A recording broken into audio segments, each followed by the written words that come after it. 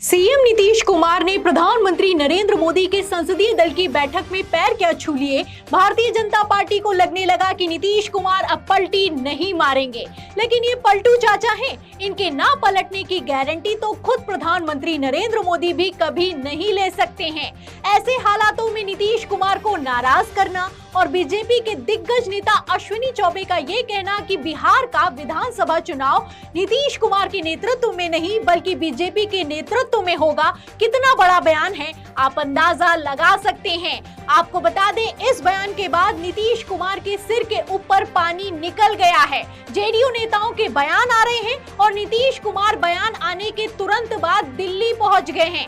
आप तस्वीरें देख सकते हैं कि किस तरीके से नीतीश कुमार ने दिल्ली की तरफ कूच कर दी है। कायदे से नीतीश कुमार को आज की कार्यकारिणी की बैठक के लिए आज ही दिल्ली आना था, लेकिन नीतीश कुमार ठीक एक दिन पहले सुबह 11 बजे दिल्ली पहुंच गए हैं। आप इन तस्वीरों से अंदाजा लगा सकते हैं कि किस तरीके से भारतीय जनता पार्टी पर अब दबाव बनाया जा रहा है।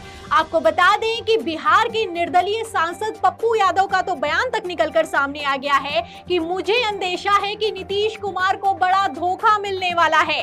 लेकिन नीतीश कुमार को धोखा देना भारतीय जनता पार्टी के बस की बात दिखाई नहीं दे रही है, इसीलिए नेताओं को आगे किया जा रहा है और नेता बयानबाजी कर रहे हैं। नीतीश कुमार सिर्फ बीजेपी के लिए जरूरी नहीं है। आपको बता दें कि नीतीश कुमार भारतीय जनता पार्टी के लिए मजबूरी बन चुके हैं। खबर भी है, देखिए इसमें लिखा भी है हिंदुस्तान की खबर में कि जरूरी या मजबूरी, बार बार धोखा खाने के बाद भी बीजेपी ने बिहार में नीतीश कुमार के साथ क्यों बनाई सरकार। तो धोखा यहाँ पर नीतीश कुमार को बीजेपी नहीं दे रही है, नीतीश कुमार भारतीय जनता पार्टी को दे रहे हैं। और एक बार नहीं दे रहे हैं, कई बार दे रहे हैं, लेकिन इन सब के बावजूद बड़े बाजे गाजे के साथ नीतीश कुमार को एनडीए में बार बार शामिल कर लिया जाता है। अब ऐसा क्यों कर लिया जाता है, फटाफट से मैं आपको सीटों का गणित बताती हूँ। इसके बाद जेडीयू नेता का बयान सुनाऊंगी, जिसके सामने आने के बाद से बवाल मच गया है। अगर सीटों के गणित की बात की जाए तो 2014 में आप जानते हैं कि किस तरीके से नरेंद्र मोदी की लहर चल रही थी, किस तरीके से 2014 में बीजेपी ने पूर्ण बहुमत की सरकार चलाई है। लेकिन उसके ठीक बाद जब 2015 में बिहार में विधानसभा चुनाव हुए तो भारतीय जनता पार्टी को तगड़ा झटका लगा, क्योंकि बीजेपी को लगने लगा कि नरेंद्र मोदी की लहर चल रही है। ऐसे हालातों में नीतीश कुमार को साइड कर दिया गया।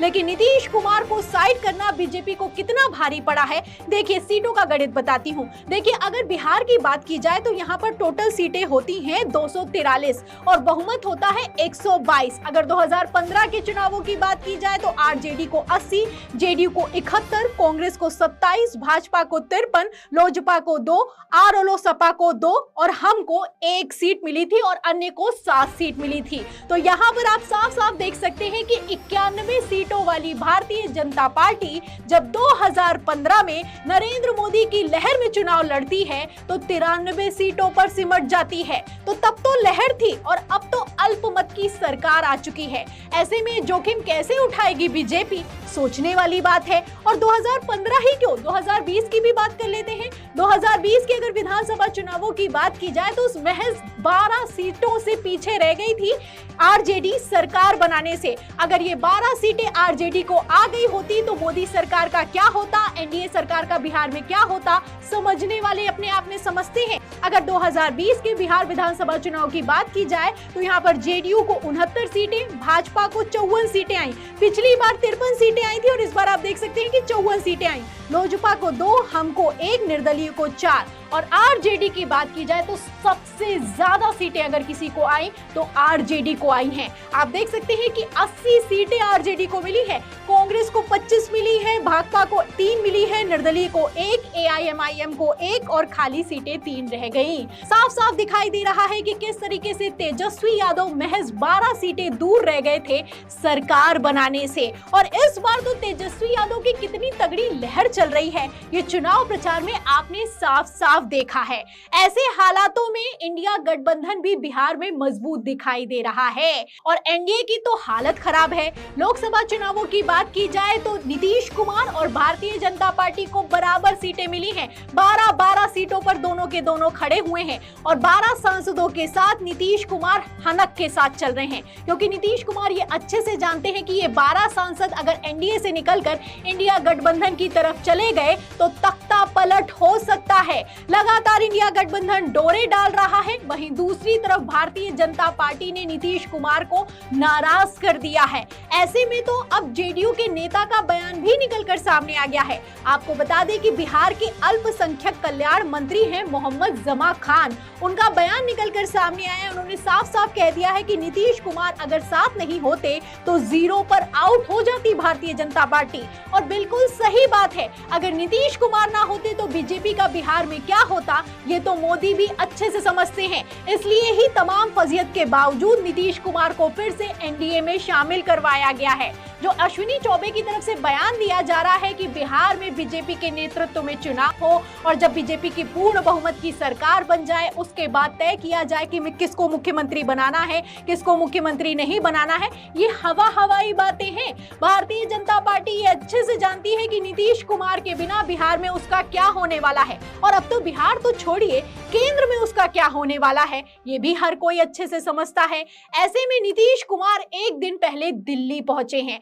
आप देख सकते हैं कि किस तरीके से दबाव बनाया जा रहा है। पहले ही खबरें निकलकर सामने आए कि नीतीश कुमार 29 जून की जेडीयू की कार्यकारिणी की बैठक में कुछ बड़ा फैसला लेने वाले हैं। अब कितना बड़ा ये फैसला होने वाला है, बीजेपी नेता अश्विनी चौबे के बयान के बाद समझने वाले अपने आप में समझते हैं। नीतीश कुमार दिल्ली पहुंचे हैं, नीतीश कुमार स्पेशल पैकेज की डिमांड कर रहे हैं, नीतीश कुमार बड़ा मंत्रालय मांग रहे हैं, और ऐसे हालातों में अगर अब भारतीय जनता पार्टी नहीं मानी तो नीतीश कुमार पलट सकते हैं। बीजेपी भी फंसी हुई है, क्योंकि अगर वो जेडीयू की बात मान लेगी तो टीडीपी नाराज हो जाएगी कि जेडीयू को तो सब कुछ दे दिया गया है, टीडीपी को तो स्पीकर पद भी नहीं मिला है, और टीडीपी के पास तो 16 सांसद हैं। ऐसे में भारतीय जनता पार्टी ना इधर की रही और ना उधर की रही।